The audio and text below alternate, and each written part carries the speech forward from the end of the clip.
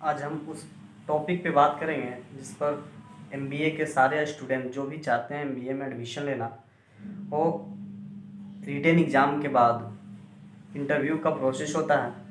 उस प्रोसेस में बहुत सारे कॉल आ रहे थे कि भैया किस तरह से होता है इंटरव्यू। आज तो ऑनलाइन हो रहा है, पहले ऑफलाइन होते थे इंटरव्यू, आज ऑनलाइन हो रहे हैं। तो ऑनलाइन और ऑफलाइन में क्या डिफरेंसेस है और क्या किस किस पॉइंट पर हमें फोकस करना चाहिए ऑनलाइन इंटरव्यू में, उसके बारे में डिस्कस करेंगे इस वीडियो में। और कहीं भी इंटरव्यू देने के लिए जो भी इंटरव्यू होगा उसमें क्या पूछे जाते हैं, क्या संभावनाएं हैं, कुछ मेजर सा क्वेश्चन है जो अप्रोक्स जितने इंटरव्यू होते हैं उसमें पूछे ही जाते हैं एमबीए के सारे इंटरव्यू में।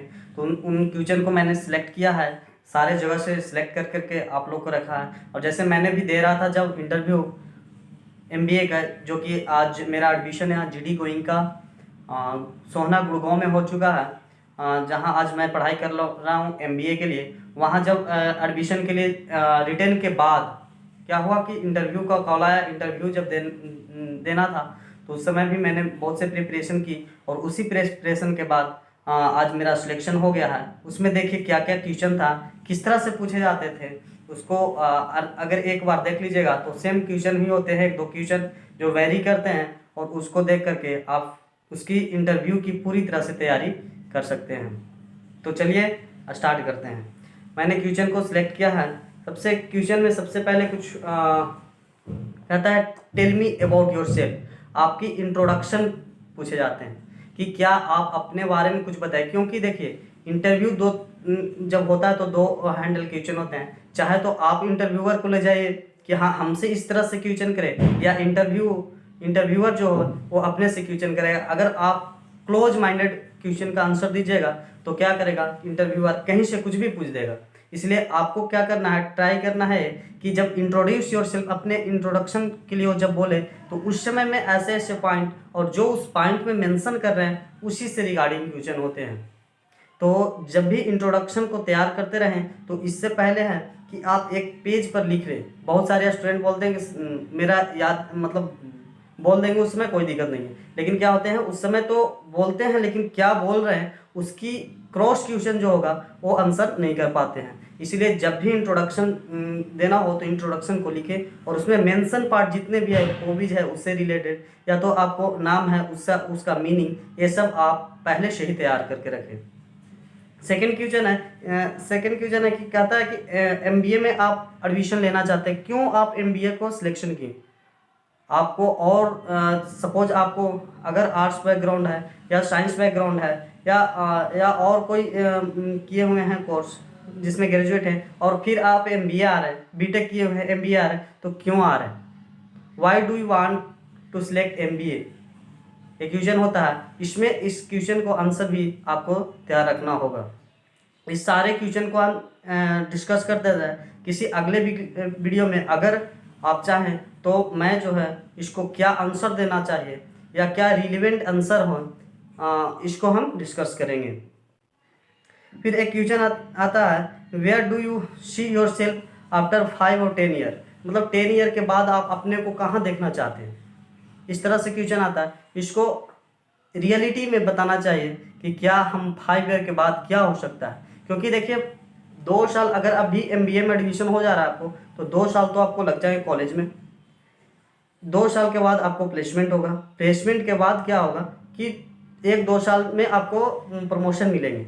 ठीक है प्रमोशन मिलेंगे, लेकिन आपके पास उतनी कैपेसिटी नहीं होगी कि आप स्टार्टअप शुरू कर दें या आप किसी और चीज़ों का स्टार्ट कर दें। इसलिए क्या होगा कि आप 5 सालों में क्या है केवल अपने फैमिली को सपोर्ट ही कर सकते हैं या खुद सेल्फ डिपेंडेंट हो सकते हैं। इसके बाद हाँ, अगर एक क्वेश्चन रहे कि 10 साल बाद आप कहाँ देखना चाहते हैं अपने आप को, तो कहाँ देखेंगे कि 10 साल बाद हम जो है एक एक्सपीरियंस पर्सन होंगे बिजनेस में, तो हम अपना एक स्टार्टअप स्टार्ट करेंगे। और या फिर मैं ये कहेंगे कि 10 सालों में जो है अपना एक जो स्पेसिफिक फील्ड हुआ उसका क्या होंगे, सीनियर होंगे, मार्केटिंग डिपार्टमेंट का सीनियर हेड होंगे। या हाँ कुछ एक्सपीरियंस, अगर आपके पास कुछ एक्सपीरियंस है तो उसके पर क्वेश्चन होता है कि एक्सपीरियंस है तो आपको किस डिपार्टमेंट पे था, क्या उसका वर्क है, क्या वहाँ पर वर्क किए, तो क्या आपने तरफ से क्या वहाँ प्रॉब्लम को कभी हुआ तो उसका सोल्यूशन क्या हो, क्या आपने वहाँ पर दिया सोल्यूशन, उसको डिस्कस करना है। और एक क्वेश्चन ये होते हैं कि क्या कुछ करंट इवेंट्स है, जैसे अभी कुछ है, अगर गवर्नमेंट में चल रहे जो करंट अफेयर है उससे कोई भी एक सामाजिक सा मुद्दा होता है उसको पूछ दिया जाता है कभी कभी कि हाँ बताओ अभी क्या चल रहा है, क्योंकि प्रेजेंट सिनारियो में क्या चल रहा है उसको भी नॉलेज थोड़ा होना चाहिए। बस इतना ही सब क्वेश्चन होता है और कुछ होता नहीं है इंटरव्यू में। तो और एक लास्ट में एक क्वेश्चन पूछे जाते हैं कि do you have any question about the school, और क्या किसी तरह की कोई क्वेश्चन है आपको। सॉरी वाइब्रेट कर रहा है कहीं पर। स्ट्रेंथ और वीकनेस, स्ट्रेंथ और वीकनेस, जो अपना स्ट्रेंथ और वीकनेस है उसको प्रिपेयर करके रखिएगा, और जो वीकनेस बनाए बताइएगा उसको क्या है, उसको बताना है, उसका सॉल्यूशन क्या है, सॉल्यूशन साथ में बताना है, ताकि वीकनेस से जो है सामने वाला इंटरव्यूअर को कोई प्रॉब्लम ना हो। सॉल्यूशन आपको साथ में रखना है, बस वीकनेस से कोई दिक्कत नहीं है। बस इतना ही क्वेश्चन होता है। तो बस अब ध्यान क्या देनी है कि ऑनलाइन में जो बात होती है, ऑनलाइन में जब भी इंटरव्यू दे तो इंटरव्यू देने से पहले क्या क्या कर लेना चाहिए। ऑनलाइन जब भी स्क्रीन के सामने आना है तो उससे पहले क्या करना चाहिए, तो सबसे पहले तो है आपकी जो है वीडियो क्वालिटी, आप ऐसे प्लेस खोजें घर में जहाँ भी अच्छे जगह हो, जहाँ पर एक क्वाइट हो, शांति जगह हो, वहाँ पर आप सिलेक्शन करें, और जिसका बैकग्राउंड वाइट हो ताकि डिस्ट्रैक्शन ना हो। या तो फिर जूम से ही बैकग्राउंड को यूज कर सकते हैं, जूम पर जो बैकग्राउंड यूज होता है उसका यूज कर सकते हैं। बैकग्राउंड को ऐसा मतलब सिलेक्ट करें कि इतना क्लियर कट हो कि मतलब आपका फेस सामने से दिखाई दे।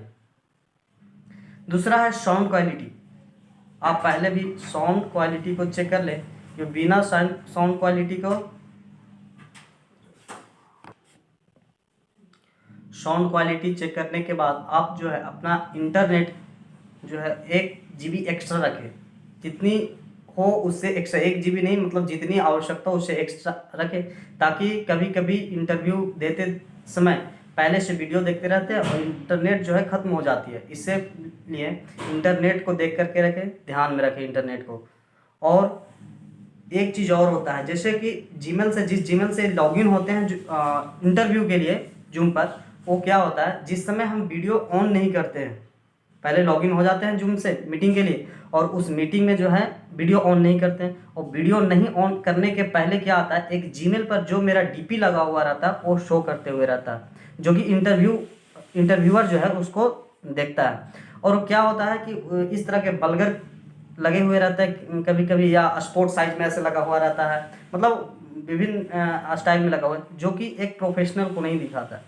एक एमबीए के लिए इंटरव्यू के लिए जा रहे हैं तो आप एक प्रोफेशनल होना चाहिए, वहाँ पर शो होना चाहिए डीपी, या तो फिर ब्लैक हो, कोई दिक्कत नहीं हो ब्लैक हो, लेकिन बल्कर टाइप का डीपी ना लगाएं। तो इसी तरह से होते हैं इंटरव्यू। और कोई अगर प्रॉब्लम है कि जैसे संस्टोन के तहत जितने भी इंटरव्यू हो रहे हैं उसमें क्या हो रहा है, और इसमें किसी तरह का डीपली नॉलेज चाहिए या किसी पर्सनल इंस्ट्रक्शन की आवश्यकता, तो जो नंबर है उस पर कॉल करके अपना ले सकते हैं।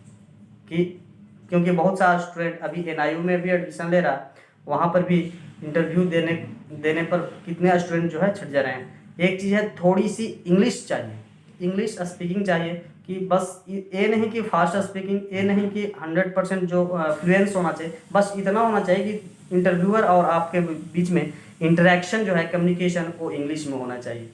ईजी लैंग्वेज में ईजी वर्ड को यूज करते हुए इंटरव्यू दे सकते हैं, कोई ज़रूरी नहीं है कि हार्ड वर्ड को चाहिए। इंटरव्यूअर में इंग्लिश बोलना है तो बहुत ज़्यादा इंग्लिश की हो सकता है, ऐसा नहीं है। बस इतना है कि आप जो बोल रहे हैं वो सामने वाले को समझ में आए, सामने वाला जो बोल रहा है वो आपको, और जो सामने वाले इंटरव्यूअर होते हैं काफ़ी ईजी लैंग्वेज में पूछते हैं, एकदम ईजी सा वर्ड में, कि सभी को समझ में आए। बस क्या होता है कि मीडियम इंग्लिश रखने पर अच्छे होते हैं, क्योंकि हिंदी मीडियम वाले को जो है ना, बहुत सा इंटरव्यूअर जो है वैल्यू ही नहीं देता और इस तरह से क्वेश्चन करने लगता है कि मत पूछो।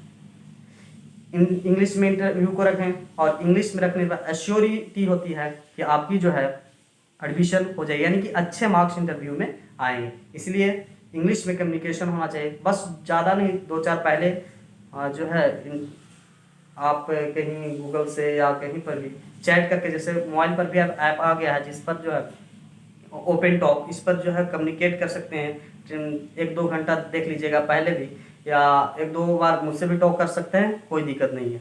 आपको अगर इंटरव्यू देना है तो कहाँ का प्लेसमेंट लेना है हम आपको गाइड कर देंगे फुल ऑफ।